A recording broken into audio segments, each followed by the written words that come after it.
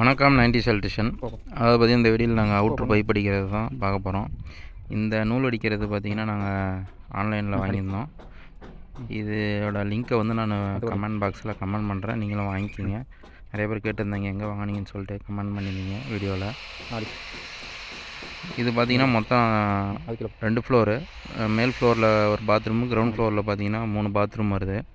நாங்கள் பார்த்திங்கன்னா மொத்தம் 2 தண்ணி வருது. ஒன்று கார்பரேஷன் வாட்ரு, ஒன்று வந்து போர் வாட்ரு. அதாவது போர் வாட்ரு இன்லெட் ஏறுறதுக்கு, கார்பரேஷன் வாட்ரு இன்லெட் ஏறுறதுக்கு யூபிவிசி ஒரிஞ்சி பைப் போட்டிருக்கோம்.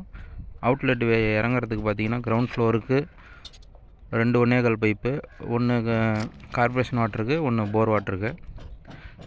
கிச்சனுக்கும் இதிலேயே பார்த்திங்கன்னா லிங்க் பண்ணிக்கிட்டோம்.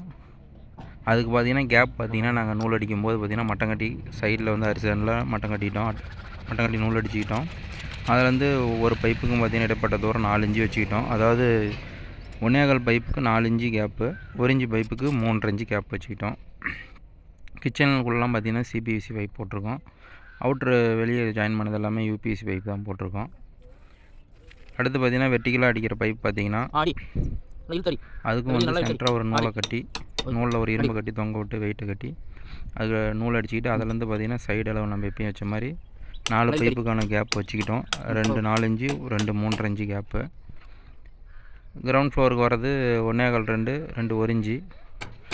அது ஹரிசாண்டலாக அடிக்கிற வெர்டிகலாக அடிக்கிற கிளாம்ப் பார்த்திங்கன்னா 3 அடி கேப் வச்சு நம்ம கிளாம்ப் வந்து செவுத்துலேயே நாங்கள் ஆணி வச்சு அடிச்சுக்கிட்டோம்.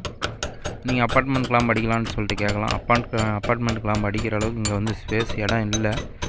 பின்னாடி பார்த்திங்கன்னா 1 அடி தான் கேப் இருக்குது. நாளைக்கு ஏதாவது ஒரு ஃபால்ட்னால் உள்ளே போயிட்டு வெளியே வர முடியாது. அப்பார்ட்மெண்ட் கிளாம்ப் அடிச்சுருந்தா அந்த சந்தில்.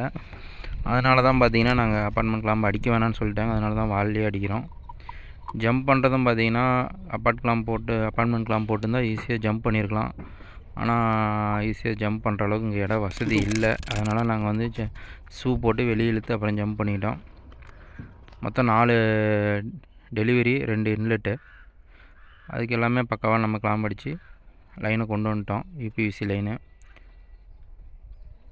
இது பார்த்திங்கன்னா கிரவுண்ட் ஃப்ளோர் இருக்கிற பாத்ரூமுக்கு போகிற லைனு 2 1/4, நல்ல தண்ணி ஒன்று, உப்பு தண்ணி ஒன்று. எல்போ கார்னர்லாம் ஏன் கட் பண்ணியிருக்கோம் பார்த்திங்கன்னா 2 சைடு கிளாம்ப் அடிக்கும்போது டைட்டாக இருக்கும். அதெல்லாம் வெயிலுக்கு எல்போ கிராக் விழுவாமல் இருக்கிறதுக்காக கட் பண்ணி போட்டிருக்கோம். நம்ம வேலை எப்படி இருக்குன்னு சொல்லிட்டு கமெண்டில் சொல்லுங்கள்.